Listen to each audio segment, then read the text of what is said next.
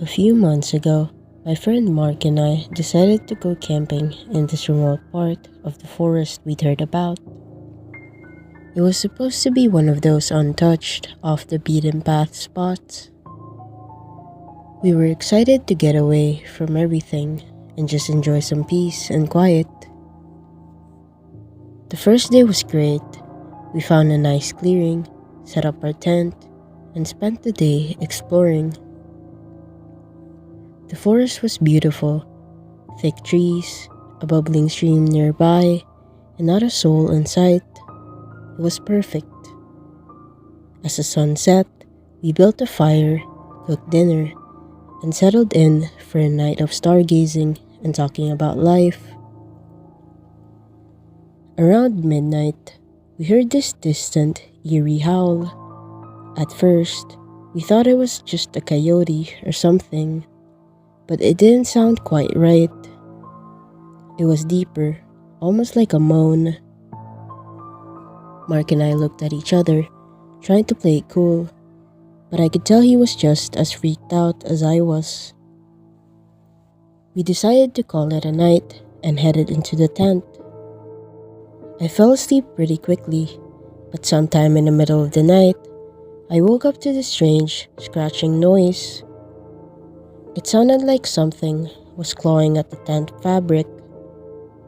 I held my breath, listening, trying to figure out if I was dreaming.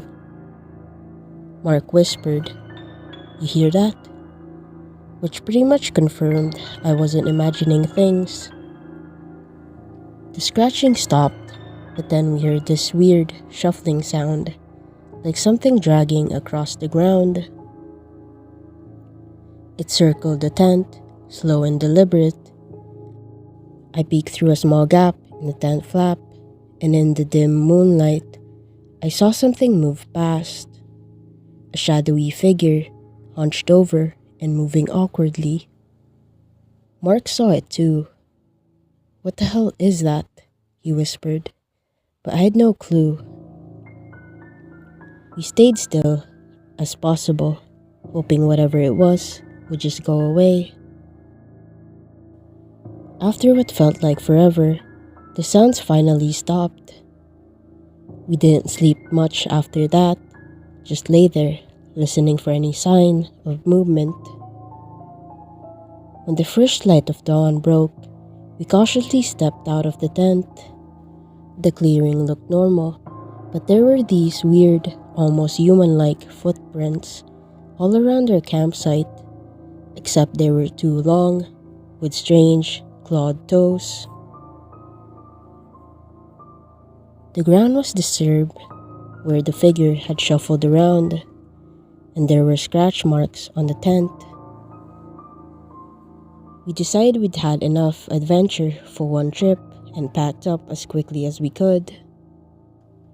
As we hiked back to the car, I couldn't shake the feeling we were being watched. Every rustle in the leaves, every snap of a twig, made my heart race.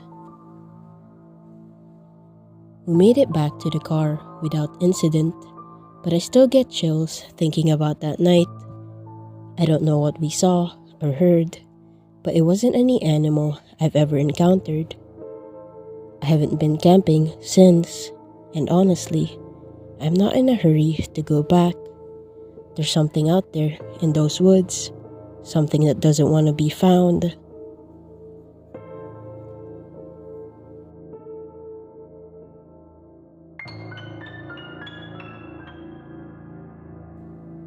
Last spring, my girlfriend Emily and I decided to go camping at this place called Ravenwood Forest.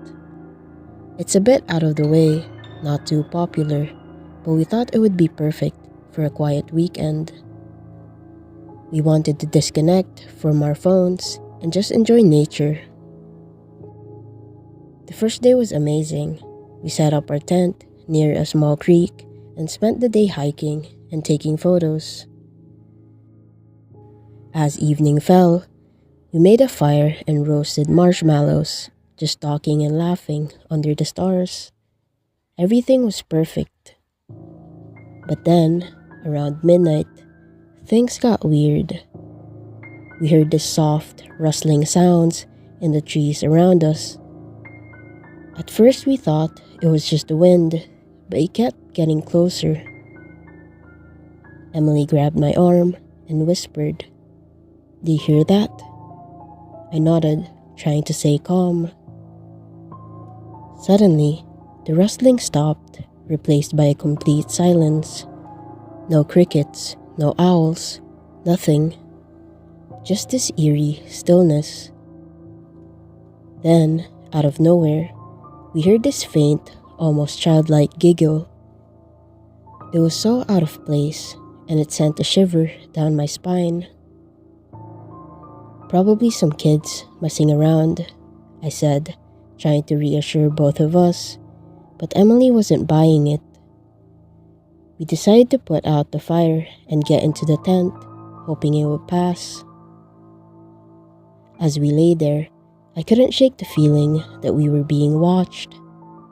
I kept telling myself it was just my imagination, but then I heard footsteps, soft, deliberate, circling our campsite.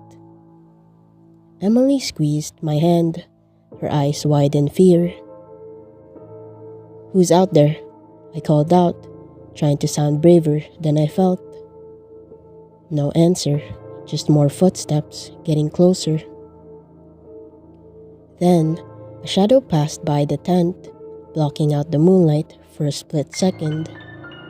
It was tall, too tall to be a child, but the giggling continued, echoing around us. We lay there, paralyzed with fear, listening to the footsteps and giggles until they finally faded away. We didn't sleep much after that. When the first light of dawn broke, we decided to pack up and leave. As we were taking down the tent, we noticed something that made my blood run cold. There were tiny handprints all over our tent, like a child's, but they were smeared with what looked like mud or something darker. The ground was disturbed, as if someone had been crawling around our campsite. Emily was almost in tears, and I didn't blame her. We threw our stuff into our bags and got out of there as fast as we could. On our hike back, we didn't talk much. I kept looking over my shoulder, half expecting to see that shadowy figure following us. We made it back to the car and drove home in silence, both of us too freaked out to say anything. I still don't know what happened that night. Maybe it was some prank, or maybe there's something more sinister in Ravenwood Forest. Whatever it was, I'm not in a hurry to go back and find out. That giggling still haunts me, and sometimes, when it's really quiet, I swear I can hear it again, just at the edge of my mind.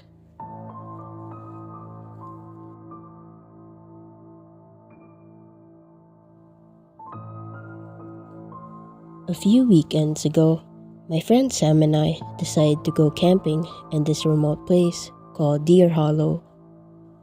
We heard it was a hidden gem, perfect for getting away from everything. We drove out there, excited for some peace and quiet. We got to the campsite in the late afternoon, set up our tent, and started a fire. The place was stunning, with tall trees and a crystal clear stream nearby.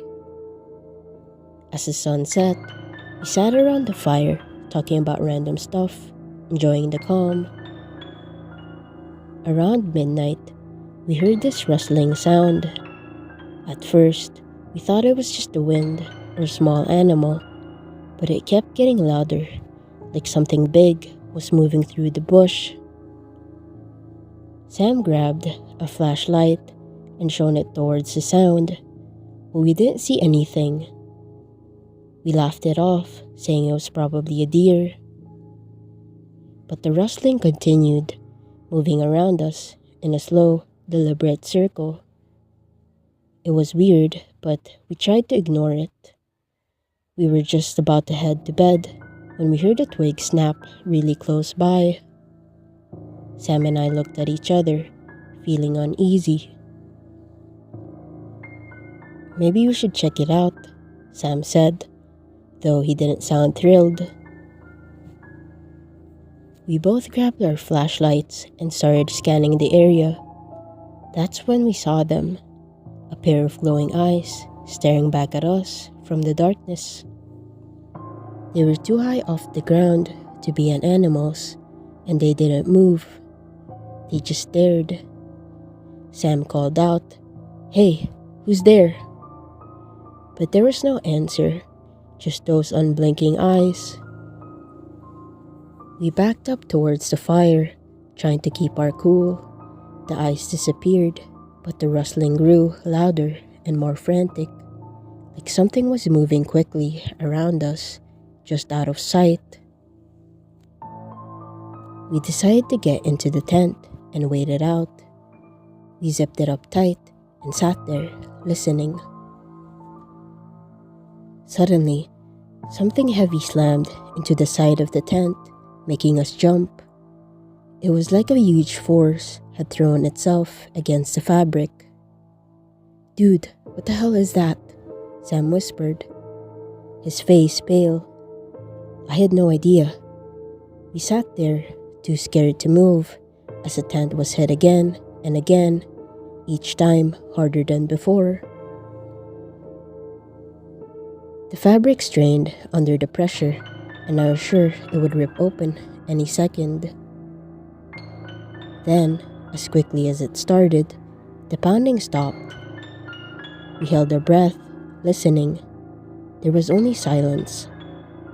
We stayed like that for what felt like hours, too afraid to move. Eventually, exhaustion took over, and we must have drifted off. When we woke up, it was morning. We unzipped the tent and stepped outside, half expecting to see it destroyed. But everything looked normal, except for the footprints.